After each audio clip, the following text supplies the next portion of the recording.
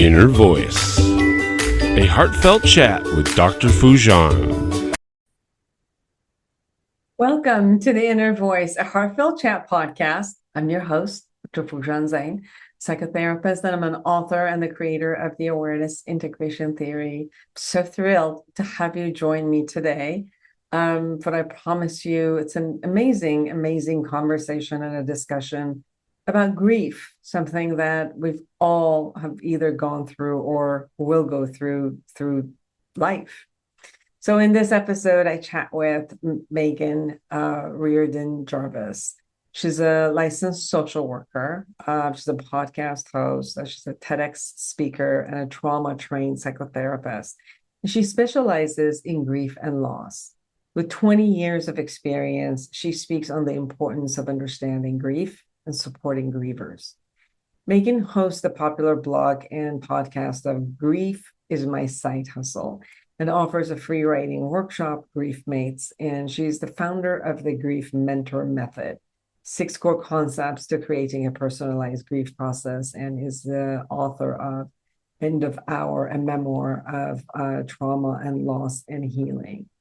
You can find her at Meghan Riordan Jarvis. And today, actually, we're going to talk about her latest book, which is about, has anybody told me, and the questions that about grief. We shared a conversation about our experiences of grief, some of our clients' grief, and what it looks like, how our brain and heart kind of tries to find peace with it in the process that we go through grief. And it's so important to be able to take care of ourselves. Sometimes we look at it as if it's a problem to solve, but it's really a process to go through. I really enjoyed our conversation. I hope that you do also. Now, be sure to subscribe on this podcast, my YouTube channel, and connect with me through my website, foojanzeine.com. Go check out the app, Foojan app, and we also have a AI chatbot in it called Mira, and you can ask any question that you like about your relationships, and Mira answers you from the awareness integration perspective. So download the app from Apple Store or Google Play and enjoy 31 areas of your life of looking at them and reflecting and building skills and all of that. We found between 60 to 70% improvement on people who've worked with the app. So I hope that you also enjoy it and improve your life in any area that you need to. Connect with me on my social media platforms and share your thoughts with me. I love to hear from you. And without further ado, here's Meghan Riordan Jarvis. Listen up if you want to promote your personal growth and self-awareness. I found the Foojan app last month and I have been absolutely loving it. I personally have never learned guided meditation, but thanks to this app, I now have learned incredible tools for my own stress relief and emotional self-awareness. Not to mention, there are self-evaluation tools and professional coaching available to utilize however your journey to self-discovery takes you. Join Foojan today and redefine your life one step at a time. Do you wish to wake up one day and hit the Life Reset button? Life Reset, the awareness integration path to create the life you want by Dr. Foojan Zeine, helps you navigate crucial life areas, heal the past traumas, and cultivate fulfilling relationships and careers. Life Reset is your guide to a profound journey to reshape your life. Grab your copy on Amazon or Audible now and embark on a path to a more joyous and fulfilled life.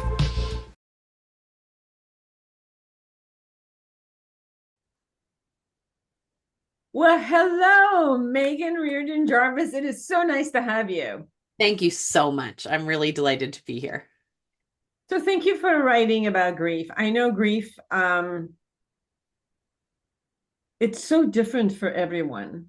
And I think that people have an idea that it should be similar. We look at each other and you're like, why is she or he still grieving? And then the other side is if someone grieves internally and not externally, then people say like, how come they're grieving this way? Or even, siblings grieve differently and each one of them might judge each other in a particular way. It's such a personal way of handling, and it's something that we all go through, whether we're grieving for a loss of someone or a loss of phase of life. Yeah. One phase of life. There's so much more to this experience, and I can't just call it a emotion, because it's such a complex concept, that it has a thought process with it. It has emotions, it has the feelings. It really relates to so many angles of loss, that it's beautiful to have your book. Can anyone tell me the essential questions about grief and loss? What got you to want to write about this? I have been a therapist, a trauma therapist, specializing in grief and loss. So most of the clients that come to see me are people who are really struggling. And in trauma work, there used to be this sort of description of like big T trauma, meaning a terrible event that you were a part of. You were mugged, you were in a hurricane, and sort of little T trauma. We don't really call them big T and little T anymore. It's more like a single event or something that is more like a developmental experience of trauma. And I think about grief as sort of the same, like big G and little g grief, that there's a big G, which is the kind of thing like losing someone you love, getting divorced, a health crisis, and then there's the like everyday little g about our experiences. So I define grief as the energy that's created in the body on account of loss. So I believe, even though we are sort of dismissive about it, that there are elements of grief in every single day, and they can be tiny. You go to the sub shop to get the sandwich that you want, and they're out of the ingredients. No one's going to write a book about that, but that is an experience of, a loss of an expectation. And you may go to the sub shop and want that sandwich and it's not there, and your mother died 2 weeks ago. So people are carrying those things around. And what I think, the reason I wrote this book is that, having spent 20 years with clients, mostly talking about big G and talking about the kind of grief that disrupts your everyday experience, I really felt, when I experienced my own profound loss with my mother, like frustrated and angry. My mother died suddenly when I was on vacation with her, and I immediately began to really feel ill. And it eventually developed into PTSD for me, and I had to get treatment for it. But it was so disruptive to my experience. And yet, if you looked at me, you would have thought, there goes Meghan, walking down the street. And I thought, when I came out of treatment, I really did have this like frustration and anger that we don't have a core educational understanding about what grievers typically experience. Everything is personal. So to what degree you're going to experience this, that we sort of have to rely on a griever to tell us about your experience. But understanding that it is really common to have brain fog, so that like you are deeply confused. And that can come and go for years for people. Or that you have memory loss. That can be so scary, particularly for people who are, let's say above the age of 60. Acute memory loss at the loss of, let's say, a partner. You can end up in a doctor's office being evaluated for, your health in general, right? And then, sorry, it's my dog in the background. And then also, there are things like not being able to eat and not being able to sleep, which then contribute to your general functioning. And what I've really discovered with grievers is that we sort of say like, oh yeah, I didn't eat and I didn't sleep, but we don't support that as part of the health problem that can sort of be generated from both the big and the little of a grief, the big G and the little g. And so what I really wanted in this book was everything that every griever had ever told me they struggled with. I wanted folks to know, you are not the first person to have this problem. Suddenly you're mad all the time and you don't like any of the members of your family. Yeah, that's really common. Grievers talk about that all the time. Or you really don't really have a sense of who you are anymore. Grievers talk about identity. But because we don't have a core education, sorry about the dog, even therapists themselves are not able to, or don't generally get a whole lot of training. So on account of that, what we end up having are people who are not really talking about the core truths of grief. And that's what I'm hoping this book does, is really validate people and say, hey, these things are really typical. They can go on for a while.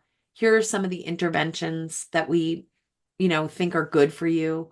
All of that is what I hope is in the book, and then I hope people find useful in the book. One of the things that it's so interesting is that sometimes people deal with grief as if it's a problem to fix versus there's nothing to fix. It's just a process to go through and honor. When you talked about amnesia, I had one client, which was the most interesting, where she had come out of a car, and her husband came out of the car, and a car hit him and he died right there in front of her. The shock that was there, and these two worked together, obviously lived together, worked together. So almost 24 hours they were together and had a beautiful relationship, raised two kids.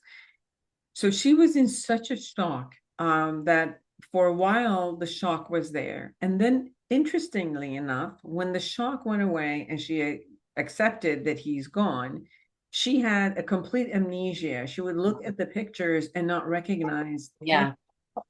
Yeah. Then she was surprised by this effect that she had, and people were getting really scared. And a lot of it was just, it's okay. It's your mind protecting you. Just be with it. And it almost took 3 months before she was able to recognize she had lost all the memories with him, any memory in her life that she had. And she could not understand what what was going on with her. She felt more scared about what was happening with her, because a part of her knew that obviously there's someone there and I should. I also experienced, I remember, Megan, when my father passed away, I suddenly gave myself the right to just be enraged with him. Yeah. Raged for, and I kept that rage for about 6 months before I could let him go. Yeah. Yeah. And the opposite happened with my mom. My mom, who I was, angry at a lot of stuff, and I was waiting to, unleash my rage, finally have the freedom to unleash my rage. And I completely forgave her for everything that had happened after, right? So it's like, it's so different with every experience that we have, and just to be with it. I mean, you're talking about several things that I think are so critical in using personal examples and your clinical examples, which I really appreciate. The description of the difference between your mother and your father, I really that just resonates with me. I have a memoir called End of the Hour where that's what I write about. I write about my father's death from cancer really was not that disruptive to my ability to function in life, right? So grief is really personal, how it shows up for people. It's not a problem to fix. We can't fix it. But we do have these symptomatic responses, which can become problems. So you were talking about an example with your client where essentially what happened was her brain shut down all the memories because the disruption and attachment was so painful, it didn't think that she was going to survive it. So it said, okay, well, then we won't have the pain of remembering this person.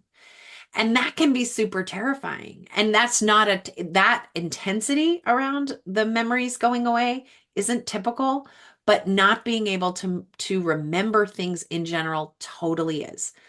Not being able to remember what day they died or what time it was or what they were wearing or whether the doctor came first or whether you got the phone call from the police. All of that is really typical. But if you don't know it's typical and you go to a regular Western doctor, they will absolutely give you a battery of psychological exams. And the other thing to know about that is it's an adaptive response, right? When you were talking about being angry at your dad, anger is a response that is kind of like a fight response. And our instincts that keep us alive, our fight, flight, and freeze responses, they don't really work with profound loss because there's nothing to fight against, right? We can't fix grief. We also can't really fight against loss. And there's nothing to flee. And even freezing Like, how long are you going to freeze for? They're not coming back, or the marriage isn't coming back, or the health is not going to be restored. And so those things that happen can make people feel, I mean, the word they use when they come into my office, they've often been suffering with these symptoms for about a year, and they'll say, I feel completely crazy. And so the first thing that happens is I say, listen, this is kind of normal. Let me tell you about somebody else or myself, now I have the book to say, look, there's examples in here from my clinical experience. And the first thing that happens is people like get little tears in their eyes because there's such relief. The pain is still there. The grief still needs to be processed, but there's relief in that they are not failing. That actually what's happened is our culture has failed at really being able to tell the truth and embrace this thing that happens to everybody. I mean, it's a really stunning truth, particularly about Western culture, is that we would rather you go to your therapy 1 hour a week, even though that therapist may not be trained to treat you in grief. We'd rather you go there, keep it quiet, and come back and kind of act like you used to be. Then make room in our lives to say, oh my God, of course, Megan's not coming into work today. Her mother died a few weeks ago and she's not sleeping very well, and that's normal. But we haven't quite cracked that normalcy code yet. There's a lot of cultures that grieve together, and Yeah. the grieving of together, even 40 days, 30 days, 40 days togetherness and grieving and letting it out and all of that. And obviously this doesn't happen here in the United States. The grieving is, you have 3 days and then get over it. Yeah. Yes. And there are so many ways in which that's passively stated, like in people's bereavement policies at work, right? So it's not really a bereavement policy. What it is a leave policy so that you can go to a funeral over the weekend. That's really all they have. But it's not really a grieving or bereavement policy. But if all you have and all you see is 3 days, then you become to sort of internalize, well, I'm supposed to be able to do this in 3 days or 3 months without the norm, without an expert, without somebody, a person being able to say, no, that's not how this works.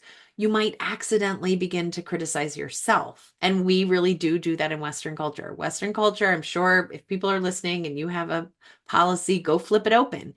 The most I've really ever heard of is 30 days, which is pretty extraordinary. And there are some companies that give their executives that. And Johnson & Johnson gives all of its employees that, and they can use it, not even all at once. They can take it as they need it. But in general, the way in which we imply that if it's out loud, if you're experiencing it now, if you need to step away, if you need more support, if you can't come to the dinner, if you're not going to be able to go to the baby shower, that is the problem with you, rather than an acknowledgement of that's what's going on right now in your life. And you can kind of hear when you pivot. One is, oh, this is just a developmental experience that everyone has. We all have loss, big and little. Versus, oh man, Megan's not really doing it right because she's still so sad about her mom's death. I think it's also the conversation of, are we able to be holding the same functionality or not? And I think people a lot more expect us to hold the same functionality. And I think we do also on ourselves. Many people, call or come to my office and they're like, it's all over. I can't, I'm talking to someone and I start crying, or I'm doing my work and I start crying and I can't breathe anymore. And, suddenly I'm like dysfunctional completely. And I run to the bathroom and I lock myself and I do that. And it's like, help in somehow putting it together. And one of the things I think what you're talking about, the expectation is like people grieve so differently that you're not necessarily learned to, okay, let me compartmentalize immediately. Oh, this 8 hours is at my work, so let's just not grieve at all. Correct. And we don't really have a choice to do that because a song could come on, someone could say something, and suddenly, remembering that time we went to Switzerland together, and there's the grief. Exactly. So what I usually say is like, honor it, write it down a little bit, give yourself a couple of minutes, but then make an appointment with yourself saying, I got to focus on this. Can I make an appointment with you? And I'll be back, at 5 o'clock, and then 5 o'clock, go sit down somewhere and really honor. So sometimes though, kind of like, hearing yourself and appreciating yourself and doing that works versus like, why am I like this? I shouldn't cry. And you're fighting the grief versus taking care of yourself in that way. That's beautiful. I love what you just said, the making an appointment with yourself, right? Like if you and I had to have a hard conversation, I might say, hey, can we do that at dinner time? We make an appointment to do it. We don't just because we have the feeling about it, say, well, we're going to eject from the rest of the day and address it right now. And so even just saying that to a griever gives them permission to have some agency around their, the emotions and the feelings that are being brought up. And I think because we don't teach people about the verb, what does it mean to grieve? People think it's just crying. It's not just crying. It's a whole host of things. It can be dancing. It can be painting. It can be talking to friends. But when we don't know, what ends up happening is we start to sort of fold in on ourselves, and grief can be really isolating. It can be really isolating in that sense. Like loneliness is that idea that I would like more connection, and so I feel by myself. Alone is fine. I'm just by myself. And if I'm choosing that, that can be completely neutral. Isolation really feels like I am cut off from other people. And it's a word that grievers use a lot. And when you make an appointment with yourself, at least you're connecting with yourself. I know that still sounds like you're alone, but it isn't. You're connecting with yourself. And if you're able to do that, like let's say you write a letter to yourself or you sit down and have a conversation with yourself and you get some of that out, what you get a better understanding, like, that's why I was so irritable at work, or that's why it's so hard to talk to my brother about this, or that's why I don't want to go to my niece's baby shower. You kind of like spend some time in the feeling. And then there's the possibility of being able to convey that a little bit better to others. And the way I do this, it's like my favorite thing.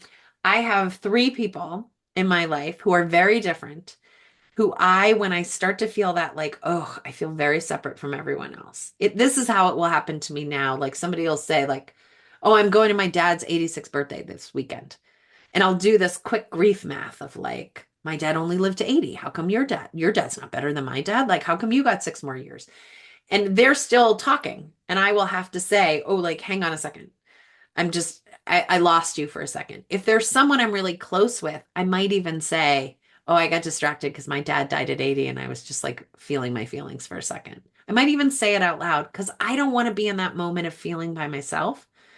And I usually, if they're my people, I think they can handle it. If it's, if I was in a job interview and somebody said that and it's not appropriate to sort of connect personally in that moment, I have these 3 folks, my little triangle of trust, and I'll send them a note like, someone said they were going to their dad's 86th birthday, right? And it's my sister and 2 dear friends. And they will respond. They may not all respond at once. That's why you need 3 of them, right? Somebody might be in a meeting but they'll respond in their own ways. And so one of them usually says like, oh, are you okay? Do you need me to call you? Right? Which is like the Goldilocks element for me is like, well, that's a bit too hot. That's too much reaction for me. And then another one is usually not available because she's got a big job, but she'll check in with me, a couple hours later. Hey, how'd it go? And then the third one has kind of a wicked sense of humor. Like, should we crash the party? And, and that usually is the one that lands with me. But I like to have more than one person know, oh, I had a really hard feeling today. And to me, that's a personalized daily grief practice. And you can use that tool when, I don't know, you hear that your friend's kids are going to college and you have a son who's ill and is not going to college this year. You can use that little tool to reach out and say like, I'm so many conversations about college today. I'm struggling. And then the people are going to respond like, what is college? Never heard of it. Or do you need me to call you? Or, so I really appreciate the description that you just gave because I think it's really important to show people what does it mean to grieve when it's not just taking a moment to be overwhelmed with tears. I also have a lot of experience, and you shared that at the beginning, which is depending on who you've lost and what your relationship with that person was and what role you had with that person, that role is no longer there, and you re-identifying yourself as who you are. Like 2 mates who have been together for so long and then suddenly their mate is gone. The concept of I'm no longer a wife or a husband and I'm single person is like, huh? I have no idea because I've lived with this role for so long. My whole identity is around that. I've had people who are grown adults, but their identity was so intertwined with their parents. And Yeah. they lost one parent or both parents, they were like, they felt like a child who lost their parent, not like, okay, I'm 40 years old and I lost my parent. But their identity of being a child to that parent was so dear to them that although they might be very successful, but suddenly it's like, my back is empty. I have That's right. no, Where's my backstop? Yes. you know. And you know, to someone who's a mother or a father and they lost their child, it's like they failed. You know, their whole point was that you, as a parent, you're supposed to have your child survive beyond you, you know, and then they go into this space of I'm a failure because my child, I couldn't protect my child. So you talked about this identities that we have in our relationships, and not only that we lose that person, we completely lose those identities, and it's a struggle to find something else. You know, there's guilt about finding something else, as if like, okay, if I lose my identity here, then I've betrayed that person because it just seems like I moved on. It's such a complex concept as we're, you know, when you go through these type of grief. In grief work, when you're working with folks who sort of study the theories behind it, there's a lot that I don't find all that useful. You know, it's sort of like but there's one which is called continuing bonds, which is Dennis Klaus and Nickman. These folks who they see part of the task of becoming a griever. You know, it's a new role that you are playing, is pivoting some of that old role and making conscious decisions, right? So there may be people who say, I lost a child, but I'm still a parent, you know, or there might be somebody who says, I don't feel like I'm a parent anymore because I lost a child. What we're usually trying to ask people to think about is like when we're doing work around continuing bonds is what do you want it to feel like now? And when you're in the place of intense pain, all you want is to get back what you lost. But at some point, as you learn, and I mean that in a true sense of the word, is the brain and the body come to understand this is the way it is now. Then it's how do you want your relationship as a daughter or your relationship as a parent or your to continue? And for some people, they really don't want it to continue. It ended the day that their mother died. And for other people, they really want to keep that relationship going. And so and I think there is some idea of it being healthy to be able to still choose to step into that role. It's not the same. No one's pretending it's the same. But folks that I work with who are able to still have conversations as though they are their mother's daughter with some idea of their mother, even if it's just a memory, they are that continuing bonds that you're not just experiencing the loss, you're still able to tap into the love. It doesn't allow you, right? If you're a retired professional, you know, skier, you are not a skier anymore, but it doesn't mean you never go out in the woods where the wind, you know, the wind hits your face. And it doesn't mean that you never get any of the pleasure of the relationship in your body and your spirit and your mind that you had when you were that. And so we spend a lot of time sort of trying to talk with our grieving self. What feels good right now, knowing that what you need right now may not even be the same 10 months from now. And it's interesting also that I've noticed that a lot of people who are not necessarily even spiritual or think about afterlife and all of that. So when you talk to them on a bigger theory, they don't. But when they lose someone, they really wish there was. Yes. Right. Yes. And then they have this concept of waiting to have signs, whether it's in their dream or seeing them and having vision. And if they're siblings who one of them does see, you know, that person comes to in their dream. It's interesting how they say, it's not like, you know, my sister dreamed about my mother. They say, my mother came, Visited me. Yeah. visited my sister, and she didn't visit me. I wonder Yeah. why. And then they'll go through this guilt of why. Was I bad? Was she mad at me? And there's this, all of these other kind of stories that we create based on some of our expectation and trying to hold on so dearly. Right. And we create these imaginative world, and then sometimes we hurt ourselves even by that. But that's another way of just not letting go, and at least letting go. Totally. That you're absolutely right. I have a chapter in the book which is called "Can Anyone Tell Me Why I Think That Butterfly Is My Mom?" We almost use it as the book title. And I am a perfect example of what you just described. So I was raised with religion. I loved it. I thought it was amazing. The idea of like a benevolent force that was looking out for me. And then there was a break in that sort of sense of comfort with that religion when I was in my 20s, but my mother continued to be really deeply religious. So I had this thing where like if I was worried about a test, I would ask her to pray about it because I don't believe. But of course, if you're sitting there yelling at the sky, God, I don't believe in you, then you are believing in something. Otherwise, you wouldn't be yelling at the sky. And I have found we have a curriculum that we use, my team and I use, which is called the Grief Mentor Method. It helps people create a personalized grief practice, a daily grief practice.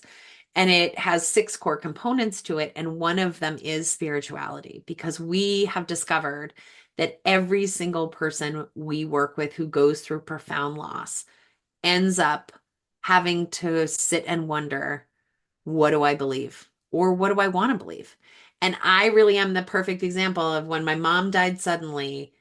I mean, and I write about this in my memoir, there are all these things that another person would have been like, well, that's a sign, like an amazing rainbow and a gorgeous sky and butterflies, which actually are not indigenous to where she lives. There were suddenly butterflies on the lawn. Like it could have been a made for TV movie of like spiritual signs. And I was like, weird, butterflies, huh? Rainbow. I was not in a space where I was ready to reconnect or believe in some sense of connection. But I am really a seeker. And I love the notion of sort of how the earth organically recycles itself. And I like the concepts of quantum physics, which is that, essentially that energy is not created or destroyed. So there is a real part of me that's like, how do we know? How do we know that, when I look at the clock and I see 11:11, that's not something in the spiritual world reminding me that I'm connected to something else? How do I know? And I have definitely had experiences and interviews and worked with mediums and people who are intuitive and walked away and been like, I don't know what that was, but I don't think it was nothing. I'm not sure what to call it, but it didn't feel random. Yeah. Everyone, can anyone tell me essential questions about grief and loss by Meghan Riordan Jarvis? Meghan, anything, we have about a minute. Is there anything we haven't really shared that you really want our audience to know?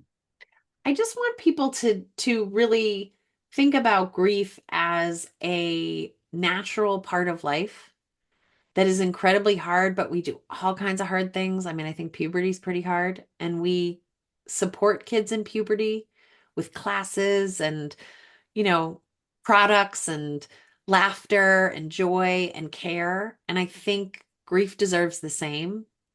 So, I don't know that we should be afraid of it. I get that we are, but I think we do it daily in small ways. And I think being conscious of that could change a culture. Where could people find you? If you Google my name, I have a website and I'm pretty active on Instagram.